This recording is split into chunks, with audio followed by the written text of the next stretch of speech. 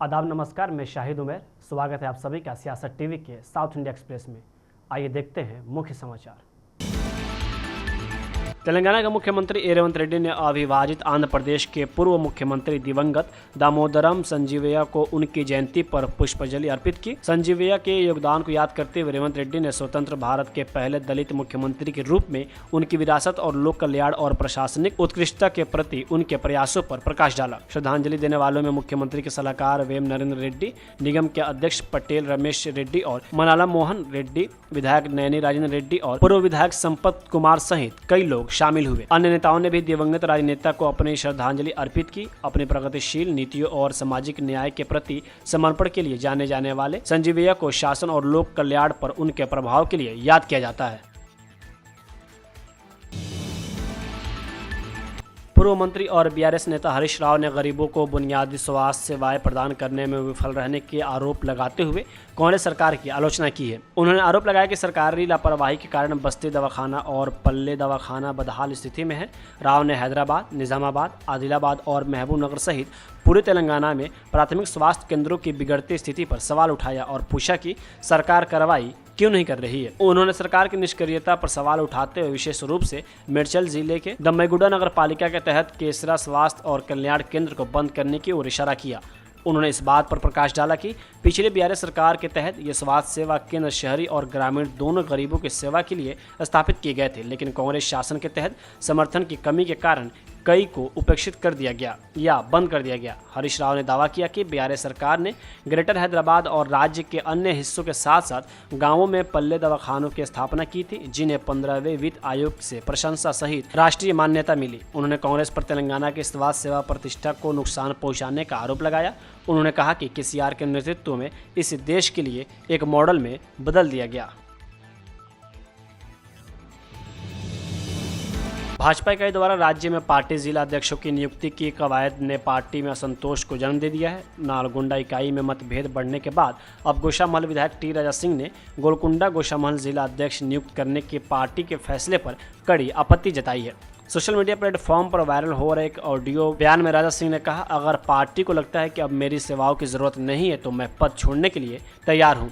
राजा सिंह ने भाजपा गोलकुंडा गोशामहल जिला अध्यक्ष पद के लिए एससी और बीसी समुदायों के नेताओं के नामों की सिफारिश की थी। हालांकि पार्टी नेतृत्व ने दूसरे नेता को नियुक्त कर दिया और यह गोशामहल विधायक को पसंद नहीं आया। राजा सिंह ने कहा, पार्टी ऐसे व्यक्ति को कैसे नियुक्त कर सकती है जो एमआईएम से निकटता से जुड़ा हुआ हो। वही गोशामहल विधायक ने यहां तक कहा कि राजनीतिक प्रतिद्वंदियों से लड़ने के साथ साथ वह पार्टी के भीतर की लड़ाई भी लड़ रहे हैं। राजा सिंह ने ऑडियो बयान में कहा, पार्टी के कुछ नेता दलाली करने में माहिर है और मैं किसी लाभ के लिए इस स्तर तक नहीं गिर सकता। हैदराबाद में बीते देर रात एक कार में आग लग गई। यह घटना टीपू खान ब्रिज के पास हुई। हालांकि कार में लगे आग की घटना में कोई घायल नहीं हुआ, क्योंकि वाहन चला रहा व्यक्ति वक्त रहते गाड़ी से निकल गया। वही घटना के बाद दमकल कर्मी मौके पर पहुंची और आग पर काबू पाया। जो व्यक्ति कार चला रहा था और सैनिकपुरी से अप्पा जंक्शन की ओर यात्रा कर रहा था, उसके अनुसार उसे पता नहीं कि गाड़ी में आग कैसे लगी।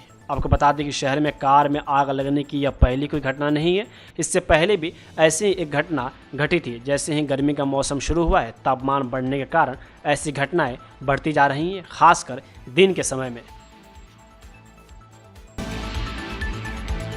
बीआरएस 27 अप्रैल को पार्टी के स्थापना दिवस के आगामी रजत जयंती समारोह पर चर्चा करने के लिए 19 फरवरी को हैदराबाद के तेलंगाना भवन में बीआरएस प्रमुख के चंद्रशेखर राव की अध्यक्षता में पार्टी की एक कार्यकारिणी बैठक आयोजित कर रही है। वही बैठक में पार्टी की सदस्यता, सहयोगी संगठनों की स्थापना, कांग्रेस की जनविरोधी नीतियों और विफलताओं पर चर्चा होने की उम्मीद है।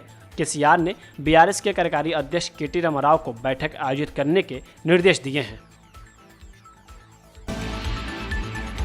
सिद्धरामैया के नेतृत्व वाली कर्नाटक की कांग्रेस सरकार ने कोविड घोटाले की जांच आज सीआईडी को सौंप दी। सूत्रों ने बताया कि सीआईडी एसपी राघवेंद्र हेगड़े और 3 डिप्टी एसपी की अगुवाई वाली टीम इस घोटाले की जांच करेगी, जो कथित तौर पर पिछली भाजपा सरकार के कार्यकाल के दौरान हुआ था। कोविड घोटाले के संबंध में 13 दिसंबर को विधान सौधा थाने में वरिष्ठ अधिकारियों और कर्मचारियों के खिलाफ एफआईआर दर्ज की गई थी। कांग्रेस सरकार ने पूर्व सीएम बीएस येदियुरप्पा, पूर्व स्वास्थ्य मंत्री बी श्रीरामुलु और भाजपा सांसद के सुधाकर के खिलाफ कार्रवाई कार्रवाई के संकेत दिए। सरकार ने कांग्रेस सरकार द्वारा गठित उच्च न्यायालय के न्यायाधीश जॉन माइकल डे कुन्हा की अध्यक्षता वाले आयोग की रिपोर्ट पर विचार करने और सिफारिशें देने के लिए उप मुख्यमंत्री डी.के. शिव कुमार की अध्यक्षता में एक विशेष कैबिनेट उप समिति का गठन किया था।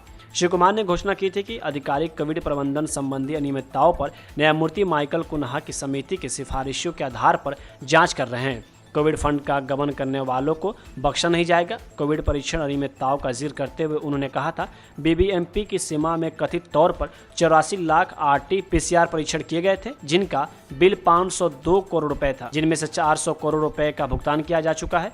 अगर 84 लाख परीक्षण किए गए तो इसका मतलब होगा कि हर घर में 2 परीक्षण किए गए।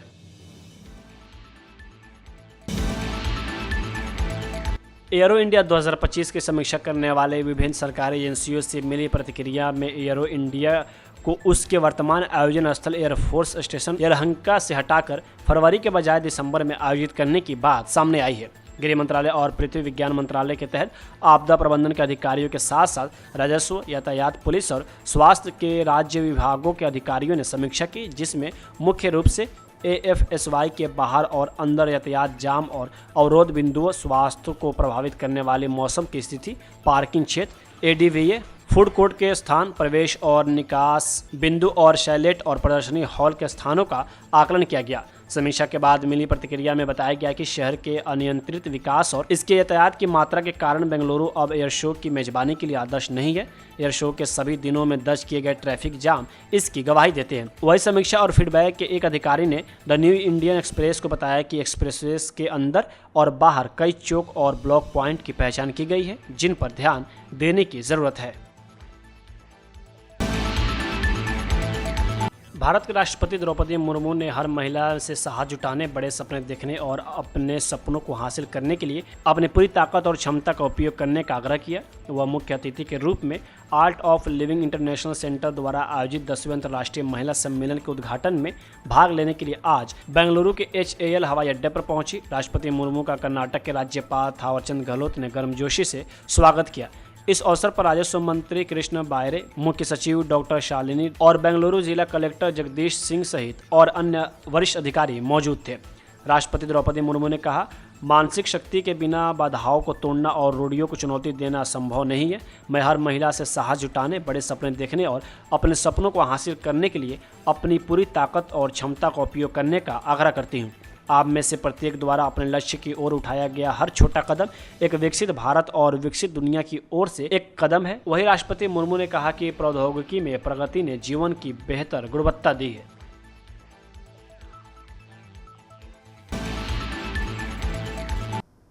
साउथ इंडिया एक्सप्रेस यही होता है समाप्त। मुझे दे अब इजाज़त। बाकी खबरों के लिए बने रहें सियासत टीवी के साथ।